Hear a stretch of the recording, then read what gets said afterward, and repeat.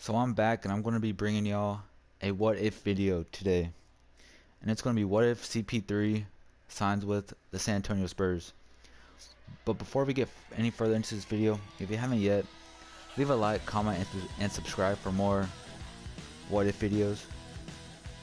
So before we hop into this video, before we hop into the off season and all that, let's look at the league meetings real quick.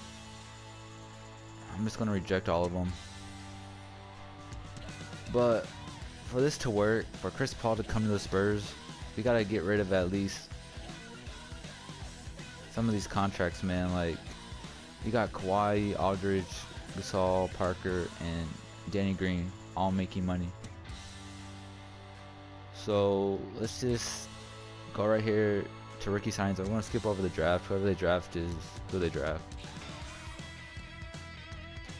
They drafted Terrence Ferguson, a shooting guard. I guess we'll take him because Danny Green's likely out. So let's go to team player options. I'm not a Kyle Anderson fan, so I'm really not big on Kyle Anderson.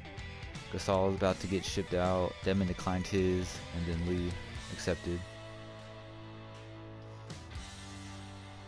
Let's give Simmons a qualifying offer.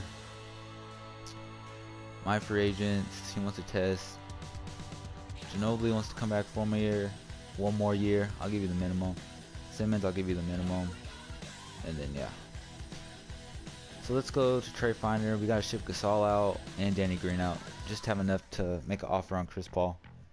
That's what I'm saying. Like, in order to get Chris Paul, we're going to have to shuffle this whole team around.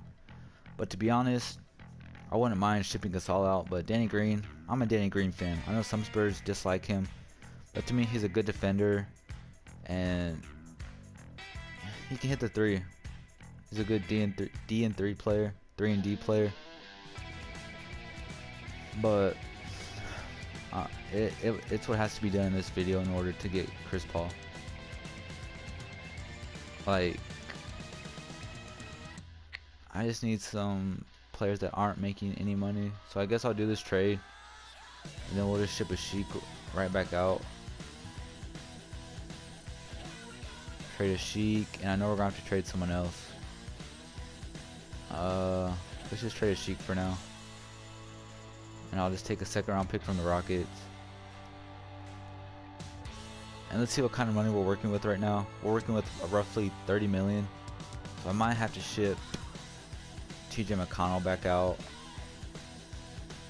Yeah, I'm just gonna ship TJ out, because we're probably going to get Patty Mills back anyway. We'll see. In real life, I don't think we will if we get Chris Paul. But we'll see. If this whatever load up takes forever, man.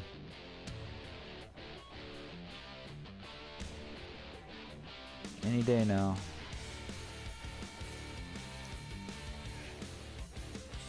Can I just have a pick? Like, I just want to pick. How about you take Pondexter out and just do this? Cool. So let's go to free agency now. And let's go offer Chris Paul. If Chris Paul doesn't accept our offer, we're just going to override the trade. Do trade override because it's a what if Chris Paul signs with the Spurs. So simulate day one. Yeah, it looks like we're just going to have to sign like George Hill and then do a trade override to get Chris Paul. I already gave Chris Paul pretty much all the money I can offer him that it lets me. We got Manu back. Chris Paul still, we can't even offer him that because we got Manu back, really.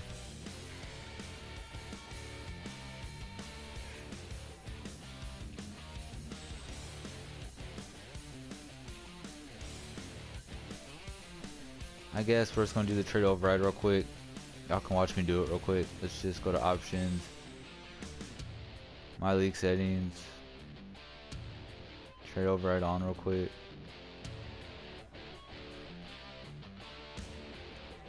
I kind of like George Hill too. I wouldn't mind bringing George Hill back to the Spurs, but this is a what if Chris Paul came to the Spurs.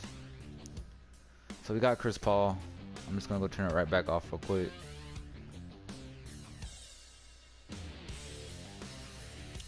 So if Chris Paul came to the Spurs, I feel like Aldridge would have a better. There's good things if Chris Paul came and bad things if Chris Paul came. Like the good part would be he's a good facilitator. Like he would help Aldridge in the pick and pops, and he's a good defender too. He could guard Curry while Kawhi can guard KD, but I don't know who would guard Clay if Danny Green got traded. So we don't have any more cap, as you can see. We have a negative $1 million in cap space, so the Spurs would likely just have to sign veterans like a David West, a Matt Barnes, like a Boris Diaw, Nene, but we really have bird rights on actually. I guess we can bring Mills and Anderson back. And we have a mid-level exception. We can get like a center. I believe they do. We can get McGee or Dedmon back. I'd rather have Dedmon than McGee. Maybe Sellinger.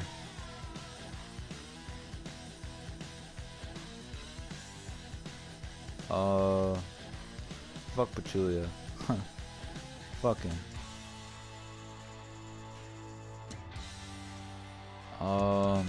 Let's wait on those real quick. I'll sign Diaw, but we'll wait on the other two. I'll take Nene. Sellinger went to the Magic. We get Dedmon back. I'll take Patty Mills, David West, and Kyle Anderson, I guess. I think that's all the offers I made, so let's go to advancing next season. But the good things about Chris Paul signing with the Spurs is that he's a good facilitator, good defender. He's good at the pick and pops where he can help David West. I mean, not David West. He can help LaMarcus Aldridge on the pick and pops where I feel like he'll put him in the right spot too, where Aldridge can exceed at the most. He'll put him in the right spot where he needs to be. And the downfall is that Chris Paul would have so many like he would make so much money that we would have to sign all these vets, you know, just all these vets. But who are we gonna cut real quick? I mean, I'll just cut Forbes. I know I like Forbes, to be honest, but this is just a what if he signed with us. Damn.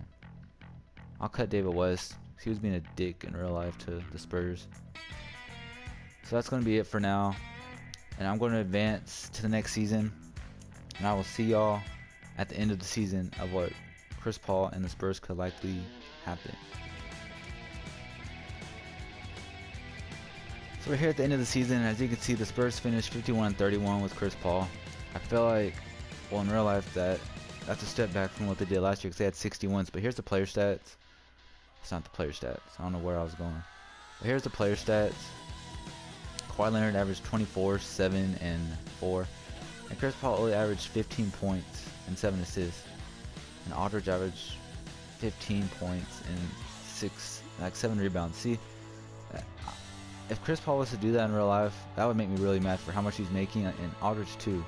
How much they're making, we could have like more depth, better players than just them. You know what I mean? But it is what it is. It's a what if scenario for Chris Paul. Well, we finished with the 3rd seed. And we're taking on the Pelicans. So let's simulate current round. We should get past the Pelicans, and we get past them in 5.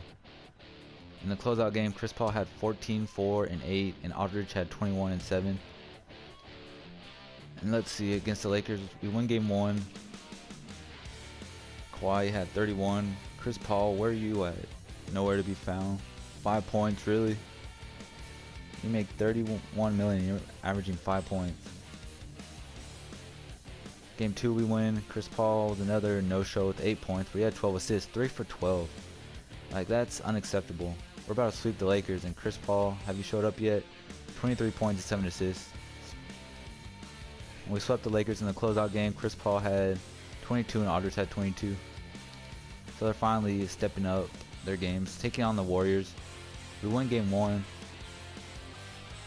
Chris Paul had 7 points. There he goes back to the Aldridge days. We win game 2.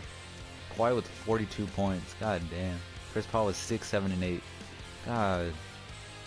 We're about to sweep the Warriors. Is Chris Paul the answer for the Spurs?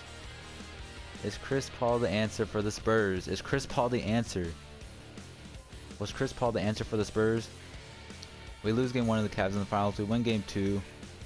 Chris Paul had 24 and 10. We lose game 3. Chris Paul was 14, 5, and 6. We lose. We lost in 4. We lost in 5 to the Cavs. It's not bad. We made it to the finals. We swept the Warriors. That's the bright side. We swept the Warriors. But here's your final roster. You got Kawhi Leonard, Chris Paul, Marcus Aldridge, Tony Parker, Patty Mills, Dwayne Dedmon, Murray, Nene, David Lee, Jonathan Simmons, Kyle Anderson, Ginobili, and David Bertans. But that's gonna be it for the video, guys. If you enjoyed the video, leave a like, comment, and subscribe for more what if videos, and I will catch y'all next time.